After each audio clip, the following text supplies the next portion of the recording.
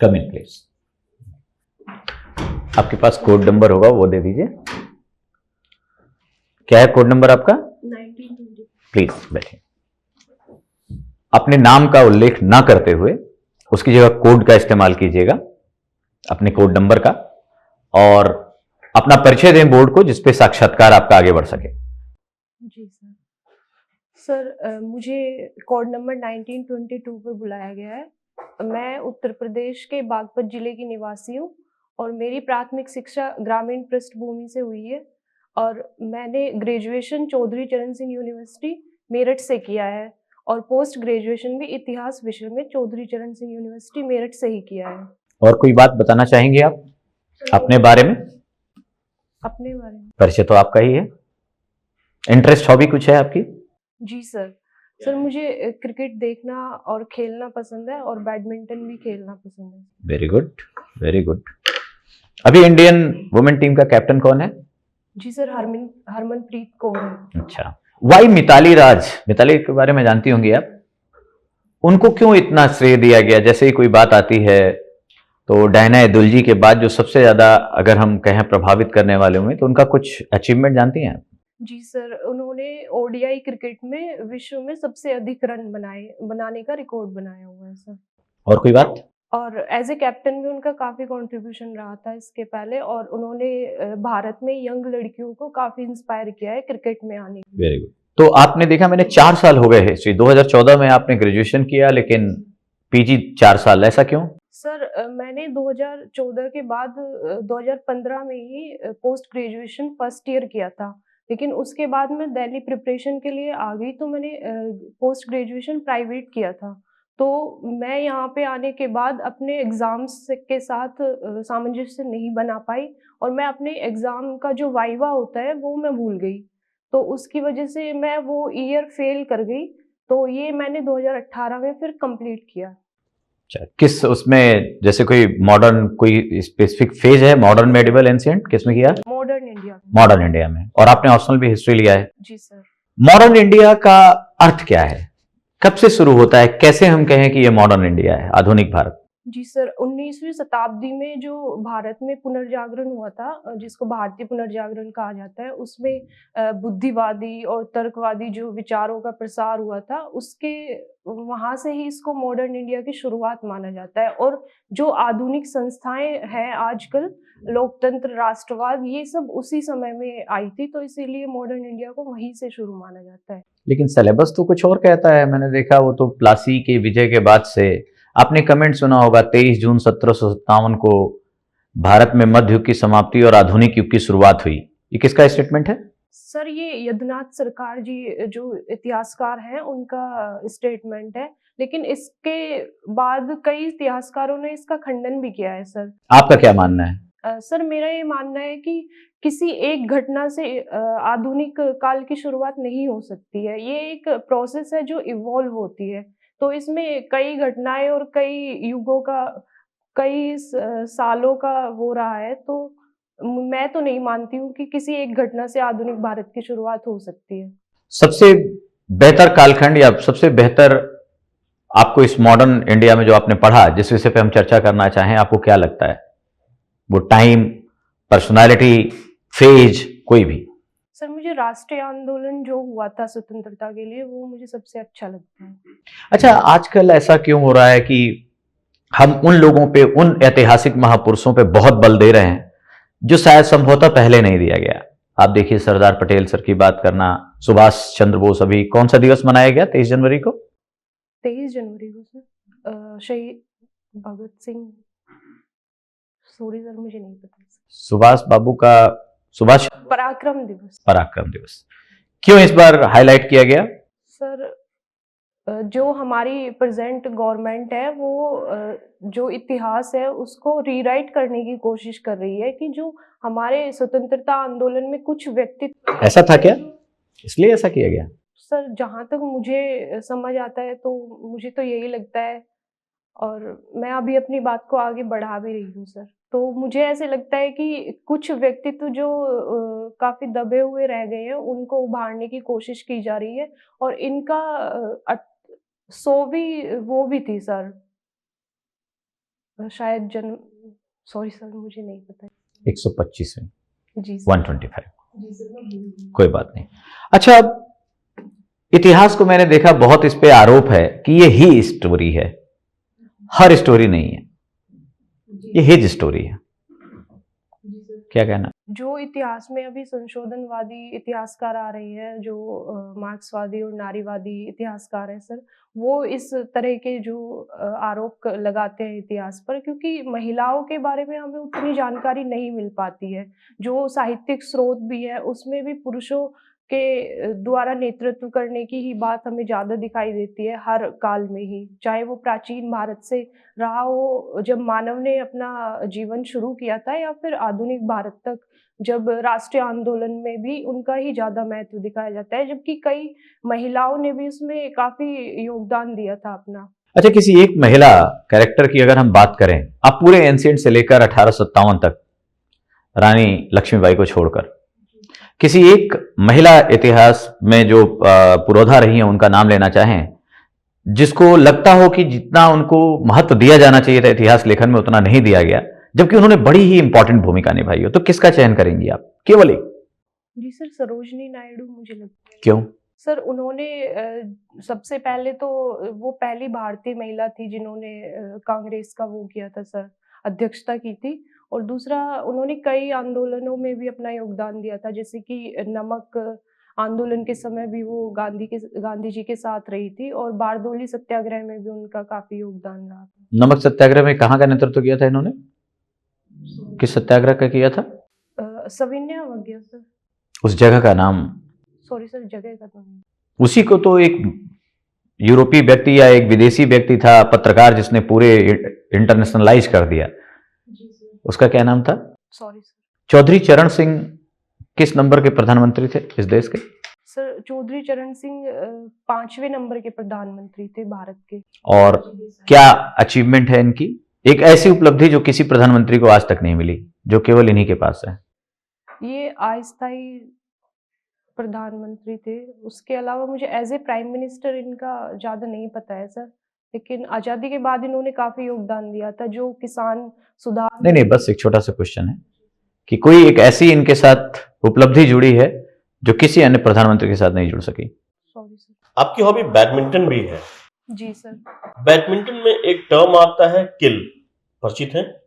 Sir कोई बात नहीं। आप महिला हैं और पश्चिमी उत्तर प्रदेश से बिलोंग करती हैं। महिलाओं की स्थिति अगर देखें तो पश्चिमी उत्तर प्रदेश में पूर्वी उत्तर प्रदेश या पूर्वांचल की तुलना में बहुत ज्यादा सुदृढ़ है। मान लीजिए एक अधिकारी के रूप में आपकी पोस्टिंग पूर्वी उत्तर प्रदेश में हो जाती है, और आप महिलाओं की इस स्थिति को सुधारने के लिए कौन कौन से 3 कदम उठाएंगी, ये बताइए। सर सबसे पहले तो मैं जो रूट लेवल है, जो कन्या भ्रूण हत्या है, उसके लिए ज़्यादा फोकस करूँगी। जो हमारा पीसीपीएनडीटी एक्ट है, इसके लिए मैं उसको अच्छे से इम्प्लीमेंट करने पे फोकस करूँगी। अगर लिंगानुपात बढ़ेगा तो नहीं, लिंगानुपात की तो कोई समस्या ही नहीं है जी सर। पूर्वी उत्तर प्रदेश में। जी सर, लेकिन जहाँ तक मुझे पता है उत्तर प्रदेश का लिंगानुपात राष्ट्रीय औसत से कम है। आगे?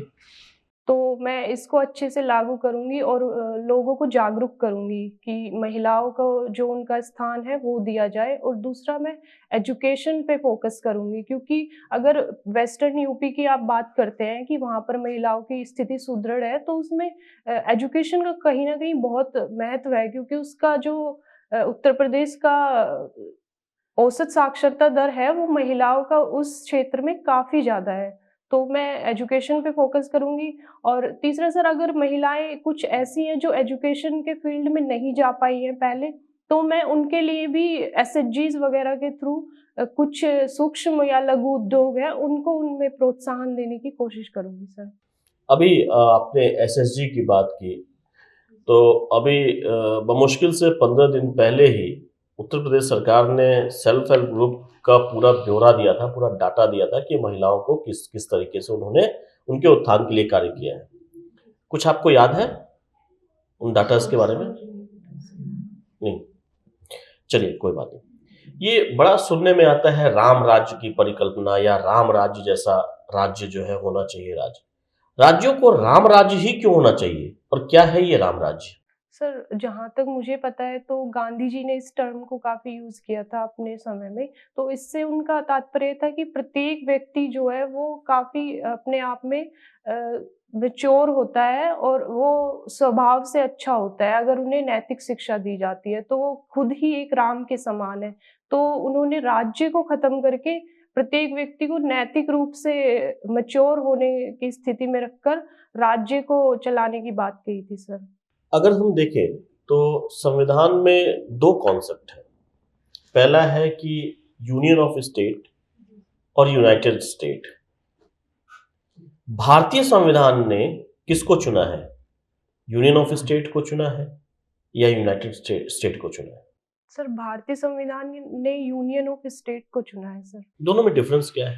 सर, यूनियन ऑफ स्टेट जो होता है उसको बोला जाता है कि अनश्वर राज्यों का अनश्वर संघ है। मतलब कि राज्यों को इससे सिसीड करने की परमिशन नहीं है कि वो अगर अपना स्वतंत्र अस्तित्व बनाना चाहें तो वो संघ को नहीं छोड़ सकते हैं। और यूनाइटेड स्टेट में जो संघ अमेरिका है जैसे उसका जो अस्तित्व हुआ है वो सभी राज्यों का एक साथ इकट्ठा होकर हुआ है। उनको वो है परमिशन कि वो जो संघ है उसको सिसीड कर सकते हैं, लेकिन उसी के साथ जो केंद्र सरकार है उसको राज्य को भंग करने या उनकी सीमाओं में परिवर्तन करने का परमिशन नहीं है। थोड़ा कंफ्यूज हुई हैं सर, आपने, क्या टर्म यूज किया था? कौन से राज्यों का कौन सा संघ? यूनाइटेड स्टेट के बारे में या सर, यूनियन ऑफ स्टेट के बारे में? यूनियन ऑफ स्टेट के बारे में मैंने अनश्वर राज्यों का अनश्वर संघ, नश्वर राज्यों का नश्वर। समझ गई कहाँ गलत है? Yes sir. अगर पब्लिक लाइफ की बात करें तो आप भी पब्लिक लाइफ में ही रहती हैं और खास करके पब्लिक लाइफ का गवर्नमेंट की लाइफ को बात करते हैं, पब्लिक सर्वेंट के रूप में बात करते हैं। तो पब्लिक लाइफ के कुछ प्रिंसिपल्स होते हैं, वो प्रिंसिपल्स कौन कौन से हैं? पब्लिक लाइफ अभी तक आपकी लाइफ पर्सनल है, अब आप प्रशासन में आ जाएंगी, आपकी लाइफ पब्लिक हो जाएगी, पब्लिक लाइफ। तो पब्लिक लाइफ के जो प्रिंसिपल्स होते हैं वो क्या होते हैं? सर, प्रशासन के दृष्टिकोण से मैंने तो कहा प्रशासन के दृष्टिकोण से तो सर मुझे लगता है कि ट्रांसपेरेंसी, अकाउंटेबिलिटी और रिस्पॉन्सिबिलिटी यही सब रहते हैं सर। आप ट्रांसपेरेंट हैं? सर, कुछ हद तक मैं ट्रांसपेरेंट हूँ। क्यों? पूरी तरह से क्यों नहीं? क्योंकि सर पूरी तरह से तो कुछ जानकारी ऐसी होती है जो व्यक्तिगत स्तर पर रहती है तो उनको तो नहीं पब्लिक किया जा सकता है। तो उस लेवल पे अगर देखें तो फिर मैं पूरी तरह ट्रांसपेरेंट तो नहीं हूँ। अच्छा, आपका कोड नंबर क्या है? सर, 1922। 1922। अच्छा, 1922 में भारत के इतिहास में क्या चल रहा था उस समय? जी सर। सर, उस समय जो असहयोग आंदोलन है वो भारत में चला हुआ था और उसी समय 5 फरवरी 1922 को चोरी कांड भी हुआ था, जिसके बाद 11 फरवरी को महात्मा गांधी जी ने आंदोलन को वापस भी ले लिया था। तो इस पर काफ़ी कुछ नेतृत्व जो था कांग्रेस का उसने काफ़ी आपत्ति भी जताई थी कि ये गांधी जी का डिसीजन सही नहीं है और उसके बाद कुछ घटनाएँ इसके परिणाम स्वरूप हुई थी सर। अच्छा, इसके बाद जब वापस ले लेते हैं आंदोलन तो उसके बाद क्या घटना घटी भारत के इतिहास में? जी सर। उसके बाद गांधी जी को गिरफ्तार किया गया और कांग्रेस जो है वो 2 गुटों में बँट गई थी सर। एक तो खिलाफत कांग्रेस स्वराज पार्टी और एक जो अ, कांग्रेस का मूल रूप था सर वो चल रहा था। अच्छा, किस पार्टी को पार्लियामेंट्री विंग ऑफ कांग्रेस कहा जाता है? Sorry sir? Parliamentary wing of Congress. जी सर, खिलाफत कांग्रेस स्वराज पार्टी। आप इतिहास आपका सब्जेक्ट है जी सर। तो आपने वर्ल्ड हिस्ट्री पढ़ा होगा। जी सर। ये जो सप्तवर्षीय युद्ध था, उस युद्ध का ब्रिटेन पर क्या प्रभाव? सर, सप्तवर्षीय जो युद्ध हुआ था उसके बाद उसी के दौरान भारत में भी आंग्ल कर्नाटक युद्ध हुआ था जिसमें कि फ्रांसीसी। इसलिए भारत के किस युद्ध को कहा जाता है पार्ट ऑफ 7 ईयर वॉर? सप्तवर्षीय युद्ध का हिस्सा माना जाता है उसे। सर, प्रथम आंग्ल कर्नाटक युद्ध जो हुआ था उसी को माना जाता है। प्रथम महायुद्ध तो दूसरा कारण था उसका, वो तो 46 से 48 हुआ था। ये तो जी सर। तृतीय आंग्ल कर्नाटक युद्ध। वो तो कारण था उसका कि वहां कुछ घटनाएं हुई तो यहाँ भी लड़ने लगे वो तो। इसके अलावा सर मुझे नहीं रिकॉल हो पा रहा है। ये बताइए कि इंट्रैपमेंट पॉलिसी का के बारे में सुना है आपने? बिस्मार्क की इंट्रैपमेंट पॉलिसी ने आपको जर्मनी का एकीकरण कर दिया। क्या था इंट्रैपमेंट पॉलिसी? सर ये एग्जैक्ट टर्मिनोलॉजी मैंने नहीं सुनी। ओके, ये नहीं सुना आपने। तो शीत युद्ध किसे कहा जाता है? सर शीत युद्ध प्रथम विश्व युद्ध द्वितीय विश्व युद्ध के बाद अमेरिका और रूस जो दो महाशक्तियां थी वो दो उन्होंने पूरे विश्व को दो गुट में बांट दिया था। तो उनके आपस की जो प्रतिद्वंदिता थी उसी के आधार पर विश्व में घटनाक्रम चल रहा था, तो उसी को शीत युद्ध। अच्छा, शीत युद्ध का जो काल है इसको वॉर एंड पीस का काल कहा जाता जी सर। है। वॉर एंड पीस क्या है? सर इस दौरान कोई भी खुलकर युद्ध नहीं हो पा रहा था, लेकिन अंदर ही अंदर ऐसी कुछ कार्रवाई एक दूसरे पे दोनों ही देश और दोनों ही गुट कर रहे थे, जिसके कारण ना तो पीस ही अच्छे से स्टैब्लिश हो रही थी और ना ही कोई प्रत्यक्ष युद्ध हो रहा था। तो इसी वजह से इसको बोलते हैं सर। अच्छा, इसके दौरान आपको जब कोल्ड वॉर चल रहा था तो दोनों ने अपने अपने कुछ सैन्य गुट बनाए। जी सर। जैसे अमेरिका का कुछ गुट था, यूएसएसआर का कुछ गुट था, तो आप नाम बता सकती हैं? जी सर। सर अमेरिका और जो पश्चिमी यूरोप का जो गुट था उसको नाटो बोलते हैं, और रूस और पूर्वी यूरोप ने जो मिलकर गुट बनाया था उसको वार्सा पैक्ट। अच्छा, आपके एरिया में अभी आप तो बागपत से हैं, जी सर। किसान बहुत आंदोलन कर रहे हैं। जी सर। क्या कारण है? सर प्रथम तो किसानों को अभी उतनी जागरूकता नहीं है इन कानूनों के बारे में, क्योंकि सरकार ने कहीं एमएसपी का जिक्र नहीं किया है, लेकिन फिर भी उनको लगता है कि अगर वो अपना जो प्रोडक्ट है, एग्रीकल्चर प्रोड्यूस है, उसको एपीएमसी से बाहर बेचने जाएंगे तो उनको जो एमएसपी है वो नहीं मिलेगा, इससे उनको हानि हो सकती है। तो इस क्या आपने समझाने की कोशिश की आपने? आपके एरिया तो बहुत अधिक प्रभावित है, वहां से भी आपके हो सकता है आपके घर वाले भी आए हुए हैं, तो आपने समझाने की कोशिश की? जी सर। सर मेरे घरवालों को मैंने इस चीज़ के बारे में बहुत अच्छे से बताया है, मेरे घरवाले, मेरे रिश्तेदार, तो वो लोग इस चीज़ के पक्ष में है सर, वो इसके विपक्ष में नहीं है। आपको अच्छा, आपने तो अब चूंकि वहाँ रही हैं, जानती हैं, किसानों की क्या है वास्तविक रूप से किसान खफा है, या इनको किसी तरह मैनिपुलेट किया जा रहा है, या इनको एक भावनात्मक रूप से जोड़ा जा रहा है? जी सर, ये दोनों ही कारण हैं सर। कुछ किसान हैं जिनकी आर्थिक स्थिति अभी उतनी अच्छी नहीं है, तो उनको लगता है कि हमें एमएसपी सपोर्ट की ज़रूरत है। लेकिन काफ़ी किसान अभी जैसे ये आंदोलन है सर, वो भी कृषक आंदोलन से जाट आंदोलन में ज़्यादा बदल गया है। क्योंकि ये भावनात्मक जो एक पर्टिकुलर। यानी कि एक कहा जाए कि जाट की जो राजनीति है, जी सर। जो पहले जो एक तरह से देखा जाए कि 2014 के बाद जाट लोगों का लगभग वर्चस्व समाप्त हो गया। जैसे आप हरियाणा में देखिए तो मुख्यमंत्री बना दिए गए, किसी पंजाबी को लाकर बैठा दिया गया।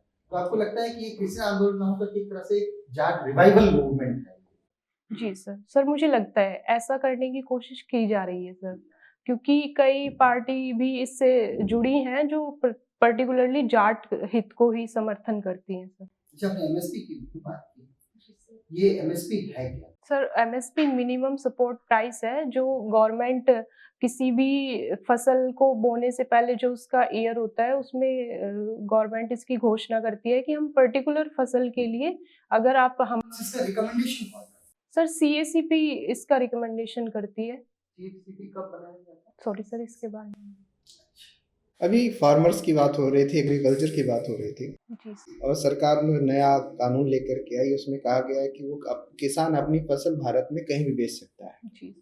ये तो सैद्धांतिक बात हो गई, लेकिन अगर किसान अपनी फसल को भारत में कहीं बेचने जाए, विशेष करके ई नाम प्लेटफॉर्म भी आपने पढ़ा होगा, इस संदर्भ में उठाया। जी सर। तो किसानों को कौन कौन सी अभी समस्याएं आएंगी?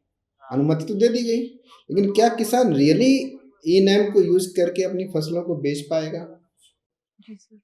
सर इसमें सबसे महत्वपूर्ण जो पॉइंट है वो तो सर अवेयरनेस का ही है, क्योंकि अगर मैं अपनी ग्रामीण पृष्ठभूमि के बारे में बताऊं तो मेरे वहाँ किसी को ई नैम के बारे में नॉलेज ही नहीं है कि ऐसा भी कोई प्लेटफॉर्म होता है। इवन एपीएमसी में भी हमारे यहाँ पर आज तक ज़्यादातर आड़तिए को ही बेच दिया जाता था, तो ई नैम तो बहुत दूर की बात है सर। और दूसरा सर, टेक्नोलॉजिकल इश्यूज भी हो सकते हैं, क्योंकि ग्रामीणों की इंटरनेट तक पहुंच भी अभी उतनी नहीं है और उनको उसको चलाने के स्किल्स भी नहीं है सर। तो ये दो चीजें हो सकती हैं सर। मेरा दूसरा सवाल है, अभी हम लोग चर्चा कर रहे थे तो ईस्टर्न यूपी वेस्टर्न यूपी की बात हो रही है। जी सर। तो यूपी का इस तरह से डिवीजन करना कितना तर्कसंगत है? क्या हम नहीं कर सकते कि यूपी के एक हिस्से में एक समस्या है, दूसरे हिस्से में एक समस्या है? विभाजन करना यूपी का, ये तो आखिरकार अंत में एक ऐसी तरफ ले जाएगा यूपी को जहां पर यूपी के विभाजन की मांग उठेगी। जी सर। सर अभी जो वेस्टर्न यूपी है वहां से हरित प्रदेश की मांग काफी उठती है। तो हम एक टर्म ही क्यों जन्म देना कि ये पश्चिमी यूपी और पूर्वी यूपी? इस टर्म को जितना हम डिवाइड करेंगे उतना ही यूपी का विभाजन की मांग उठेगी। तो हम ये नाम ही ना लें। जी सर, लेकिन प्रशासनिक दृष्टिकोण से ये नाम लेना भी उचित है सर। ओके, चौरी चौरा कांड की बात हो रही थी। जी सर। इसका अभी इस साल बहुत बड़ा रेलिवेंस होने जा रहा है, क्या है ये? जी सर, इसको इस साल सर। हाँ, इस साल जो है चौरी चौरा कांड पर उत्तर प्रदेश सरकार एक बहुत बड़ा निर्णय लेने जा रही है या ले लिया है, क्या है? जी सर, मैंने सुना है लेकिन मैं अभी रिकॉल नहीं कर पा रही हूँ। बागपत मेरठ से आपकी एजुकेशन हुई है, ग्रेजुएशन और पीजी हुई है। जी सर। मेरठ का एंशियंट, मिडवल और मॉडर्न हिस्ट्री में कंट्रीब्यूशन बताइए। सर एंशियंट हिस्ट्री में तो सिंधु घाटी सभ्यता तक पहुंच जाता है, जहाँ आलमगीरपुर की बात हम करते हैं। और उसके बाद सर पीजीडब्ल्यू संस्कृति अभी वहाँ पर काफ़ी संख्या में पाई गई है, जैसे हुलास है। और उसके अलावा सर मध्यकाल में भी मेरठ काफ़ी इम्पोर्टेंट रहा है, क्योंकि ये एक छोटे स्तर पर उद्योगों की दृष्टि से महत्वपूर्ण रहा है, जो दिल्ली को भी कुछ पदार्थों की सप्लाई करते थे। और उसके बाद सर आधुनिक भारत में 1857 के विद्रोह में मेरठ ने बहुत इम्पोर्टेंट भूमिका निभाई थी, क्योंकि कहीं ना कहीं विद्रोह की जो शुरुआत है वो वहीं से हुई थी। सोशियोलॉजी आपका ग्रेजुएशन में सब्जेक्ट रहा है। एक छोटा सा सवाल है, समाज किसको कहते हैं? सर हमारे जो सभी नागरिकों से मिलके बनता है सर। जो नागरिक नहीं हो समाज का हिस्सा नहीं है? सॉरी सर, यहाँ मैंने गलती कर दी है। जो प्रत्येक व्यक्ति होते हैं वो आपस में जो इंटरेक्शन करते हैं और एक साथ रहते हैं, उसको समाज बोलते हैं। फिर समुदाय? सर समुदाय एक छोटा ग्रुप होता है जो कि व्यक्तिगत तौर पर अधिक जुड़ाव में। फिर समूह? Sorry sir. ओके, बागपत से आप बिलोंग करती हैं। बागपत में कितने ब्लॉक और तहसील हैं? सर बागपत में 3 तहसील हैं सर। और ब्लॉक? ब्लॉक का मुझे नहीं है। पंचायत? नहीं सर, मुझे नहीं। आपने कहा कि मेरी शिक्षा ग्रामीण की पृष्ठभूमि में हुई है, जी सर। तो गांव किसको कहते हैं? सर गांव एक ऐसी जगह होती है जहाँ पर जो प्राथमिक जो आर्थिक गतिविधियां होती हैं उनको ज़्यादा फोकस पे रखा जाता है, वही मेन आजीविका का साधन होता है। और दूसरा सर वहाँ पे जो जनघनत्व होता है वो भी राष्ट्रीय जो नगरों का जनघनत्व होता है उसके मुकाबले अगर देखें तो कम रहता है सर। तो अभी जो सरकार स्मार्ट विलेज की कॉन्सेप्ट लेकर के आई है, तो उससे क्या लगता है कि जो हमारा गांव है वो गांव बचा रहेगा या गांव तो शहर बन जाएगा फिर? जी सर। सर अभी भी अगर डेवलपमेंट को देखें तो नहीं, अगर हम इसको स्मार्ट विलेज बना दें तो क्या वो गांव बचा रहेगा या शहर हो जाएगा? सर मूल भावना में तो गांव मुझे लगता है कि गांव ही रहेगा। अगर आत्मिक जुड़ाव जो गांव में रहता है अगर उसकी बात करें तो गांव ही रहेगा, लेकिन उनको जो इंफ्रास्ट्रक्चर है या फिर और फैसिलिटीज है वो उनको अच्छे से मिल पाएंगी। लास्ट क्वेश्चन हमारी तरफ से, आप मान लीजिए आपने देखा होगा बागपत से भी किसान दिल्ली बॉर्डर की तरफ आ रहे हैं। जी कल महापंचायत भी खाप पंचायत भी हुई थी। जी सर। अगर वो दिल्ली आते हैं और सरकार कहती है कि आपको इनको बागपत में ही रोक देना है, आप बागपत की डिप्टी कलेक्टर हैं, जी सर। ठीक है, और जब किसानों का हुजूम चला, ठीक है ना, तो आपके जो एसोसिएट पुलिस ऑफिसर्स थे, डिप्टी एसपी थे और पुलिस बल था, वो सभी उनके प्रभाव में आकर भाग खड़े हुए। जैसा कि आपने 26 जनवरी को देखा भी था, कई जगह पुलिस वाले भाग खड़े हुए और उसमें एक महिला थी, वो भी घिर गई थी, किसी तरह से उन्होंने अपनी जान बचाई। सपोज दैट आप थोड़ी लीडर हैं, अपनी लाइबिलिटीज को, ड्यूटीज को समझती हैं, आप नहीं भागी, लेकिन आपके डिप्टी एसपी और बाकी सबऑर्डिनेट ऑफिसर और पुलिस ऑफिसर वहां से निकल लिए और आप किसानों से घिर गई हैं पूरी तरह से और किसान पूरी तरह हिंसात्मक हैं। कैसे, आपकी क्या प्रतिक्रिया होगी उस स्थिति में? सर, अगर उस स्थिति में मैं अकेली हूँ और किसानों से घिरी हूँ, तो उस स्थिति में मैं उनको समझाने की कोशिश करूँगी। मैं उनको ये बताऊँगी कि जो मेरी पृष्ठभूमि रही है, मैं उनसे इस आधार पर जुड़ाव करने की कोशिश करूँगी कि मैं भी आपकी समस्याओं को अच्छे से समझती हूँ। तो मैं इन कृषि कानूनों के बारे में अगर अपने स्तर पर उनको समझाने की कोशिश करूँगी और पर्सुएशन जो मेथड होता है, उसका प्रयोग करूँगी। और अगर मुझे मौका मिलता है तो मैं ये कर सकती हूँ कि मैं फ़ोन या मैसेज कुछ भी करके जो एक्स्ट्रा फ़ोर्स है मैं उसके लिए बोल सकूँ सर।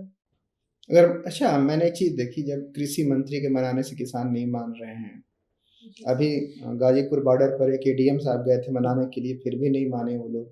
तो क्या लगता है, आपसे मान जाएँगे वो? जी सर, मैं अपनी तरफ से कोशिश कर सकती हूँ, लेकिन जो कॉन्सिक्वेंसेज़ होंगे उनके बारे में मैं नहीं सोच सकती हूँ उस समय पर। मैं अपनी तरफ से जो मैं कर सकती हूँ, मैं वो करने की कोशिश करूँगी। अच्छा, एक रास्ता हो कि हम भी निकल लें तो? सर, लास्ट रिज़ॉर्ट में यही रास्ता है क्योंकि थोड़ा व्यावहारिक भी होना ही चाहिए। तो मैं अपनी सेफ्टी भी देख सकती हूँ, लेकिन मैं उसके पहले पूरी कोशिश करूँगी कि मैं इनको समझाने की कोशिश करूँ। अकबर के नौरत्नों के नाम बताइए दरबार में जो थे। जी सर।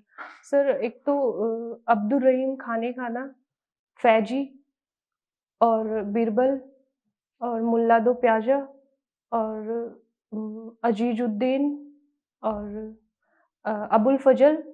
अभी इस समय में छह इतने ही ही हुए, याद कर। ये तो इम्पोर्टेंट घटना है। अच्छा, किसी विक्रमादित्य के समय के नवरत्न बता पाएंगी?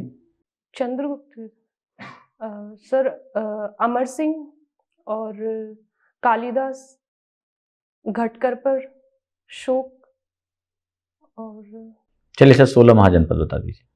सर अंग, अ, वैशाली, अश्मक, मगध, अवंती और कौशल। अभी तो मैं छह ही हुए। आपकी तरफ, जहाँ की आप हैं, हस्तिनापुर, था क्या 16 महाजनपद में हस्तिनापुर मिल कुरु कुरु महाजनपद, और चेदी। चेदी था, लेकिन इधर था और ऊपर और नहीं रिकॉल कर पा रही हूँ सर। अच्छा, हम लोग लगातार एक शब्द सुनते हैं कि पितृसत्तात्मक समाज है पश्चिमी उत्तर प्रदेश में या पूरे उत्तर प्रदेश में, और इसके कारण जो है महिलाओं का खासकर बहुत मेन स्ट्रीम में आना संभव नहीं हुआ है। ये होता क्या है पितृसत्तात्मक समाज? जी सर। सर, पितृसत्तात्मक समाज जो होता है उसमें पुरुषों को अधिक महत्व दिया जाता है। जो आजीविका के साधन होते हैं उनमें भी पुरुषों को ही महत्व दिया जाता है कि यही जो फैमिली के ब्रेड विनर जिसको माना जाता है, ब्रेड अर्नर, वो पुरुषों को ही माना जाता है। तो ये कहीं न कहीं प्राचीन काल से चला आ रहा है क्योंकि उस समय युद्ध वगैरह का ज़्यादा महत्व था। तो उस समय महिलाओं को युद्ध के लिए उतना फिट नहीं माना जाता था, तो पुरुषों की कामना की जाती थी कि पुत्र हो हमारे घर पे, तो उस समय से ये चला आ रहा है। लेकिन आज के ज़माने में जब युद्ध वगैरह उतने नहीं हो पा रहे हैं, तो जो आर्थिक गतिविधियाँ हैं, उनमें महिलाएँ भी बराबर का योगदान कर सकती हैं। तो इस परिकल्पना को मैं उतना उचित नहीं मानती हूँ। एक और शब्द आता है वुमेन एम्पावरमेंट, बार बार कहा जाता है वुमेन एम्पावरमेंट करना है। क्या होता है ये एम्पावर्ड वुमेन, हम किसे मानेंगे? जी सर। एम्पावरमेंट का जीवन के प्रत्येक क्षेत्र में मैं मानती हूँ सर, जैसे सामाजिक रूप से भी और आर्थिक रूप से भी और राजनीतिक रूप से भी अगर उनको पुरुषों के समान अधिकार दिया जाए, तो वो कहीं न कहीं अपना व्यक्तिगत विकास कर सकती है। तो इसके थ्रू वो वुमेन एम्पावरमेंट तक पहुँच सकती है सर। Okay, thank you.